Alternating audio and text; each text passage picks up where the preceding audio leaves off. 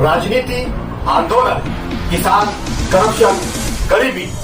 इन सभी मुद्दों पर आवाज उठाएगा अब तक न्यूज इंडिया। सत्ता के आगे जब भी सवाल कमजोर पड़ने लग जाए तो सवाल उठाने पड़ते हैं। बोल के लफ्ज आजाद है तेरे, बोल के सच जिंदा है अब तक। देखिए, मेरा एक विषय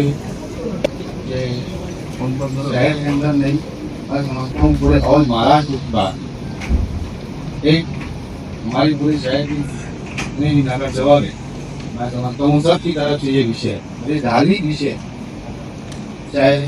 गीता हो, कुरान हो, बाइबल हो, चाहे कोई भी धार्मिक कोई भी किताब है जो हम पढ़ते हैं हमारे धर्म के अनुसार, हमारे इस्लाम के अनुसार जो हम पढ़ते हैं, हमारी मरमीन को हम जो इशारे स्वाब देखते हैं, जिसको हम कुरान शरीफ बोलते हैं, हिंदू भाइयों ने लिखा है ना, बाइबल, जितनी भी ऐसी किताबें, धार्मिक किताबें,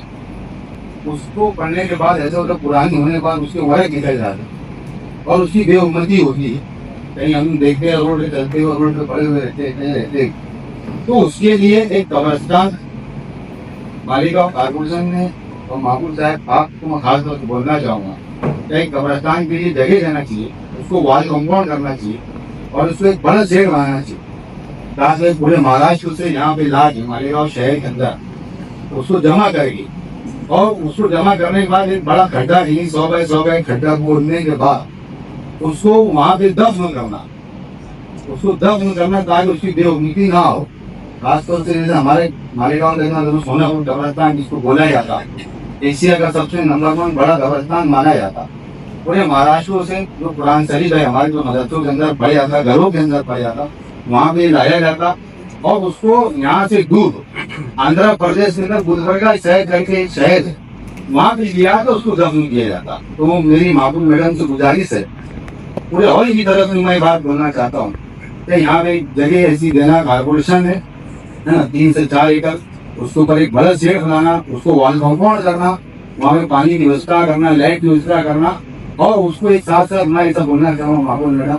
उसको एक नाम देना चाहिए मौलाना बारी, जो हमीदिया मस्जिद के बड़े कब्रिस्तान की बहुत बड़े मौलाना है, उसका एक नाम देने से मेरे ऐसा प्रस्ताव नहीं। हमारे मजहब और हमारे धर्म से कुरान शरीफ न किसी केमिकल से न किसी मशीन से,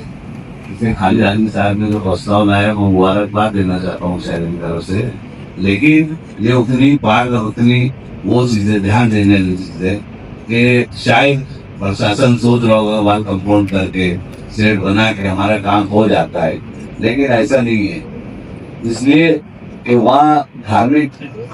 किताब के जो कागज हो गए उसको किस तरीके से वहाँ रखना, उसके लिए कई सारी चीजें वहाँ हमको उसका इंतजाम करना पड़ेगा, रेत के रखना पड़ेगा। उसके लिए ऐसा है कि कहीं से ऐसा भी नहीं होना चाहिए जिसकी वजह से हालात बदले। ये सारे जो अपने शरीयत से जो है वो सारी चीजों का बोलना इसलिए हमारा जरूरी है ताकि ये आगे कोई अलग तरफ ना बातें जाए, इसलिए तुमने गाइडलाइन पूरी देना। आपको ऐसा है कि जब वो ऐसा मान के चलो अपने 100 का खड्डा बोले कम से कम 10 से 15 फीट 20 फुट खड्डा रहेगा, उसी तरीका उसका तरीकेकार ऐसा है। मैं उस शहर में गया हूँ, गुलबर्गा शहर में गया हूँ, उस कब्रिस्तान के अंदर मैं जा चुका हूँ और 2012 के अंदर जब मैं पहली मतलब नगर सेवक बना था तो मैंने फिर बताया हमारी जो मरूम मौलाना भाई साहब थे, उनकी एक तमन्ना थी, ख्वाहिश थी,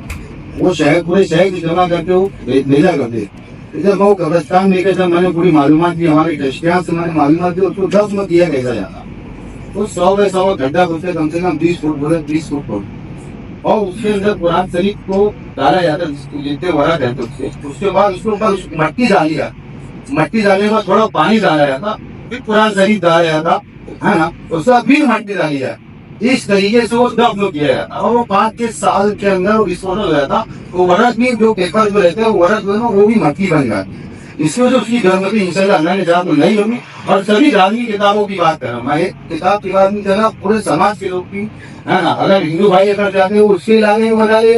और जो कहीं जाता है वो इसको उसके इलाके में बनाया जाके तो सब कहीं मजाक की बात है। आप हमारे अब तक न्यूज चैनल को सब्सक्राइब कर बेल आइकन को प्रेस कर दें और अगर आप हमारी मदद करना चाहते हैं तो आप हमारे ज्वाइन का बटन दबाकर हमारी मेंबर साझी भी आप ले सकते हैं। इससे आप हमारी मदद भी कर देंगे और हमारी बेबाकी को चार चांद लगाने का काम भी करेंगे। तुबा कॉस्मेटिक कंप्लीट स्किन सॉल्यूशन आपके लिए लाया है धूप से बचाने वाली डे क्रीम, सौंले चेहरे को गोरा करने वाली नाइट क्रीम, फुंसियों के लिए TC skin cleaner and serum, सर्दी में जिल्दों को ताजा रखने वाला मॉइस्चराइजर, 7 दिनों में गोरा करने वाली क्रीम, आंखों के नीचे कालापन को दूर करने वाला टीसी डार्क वे सीरम, हाथ और गर्दन का कालापन दूर करने वाला साबुन। हमारा पता याद रखें, कुसुम्बा रोड, औलिया मस्जिद के सामने, तुबा कॉस्मेटिक कंप्लीट स्किन सॉल्यूशन।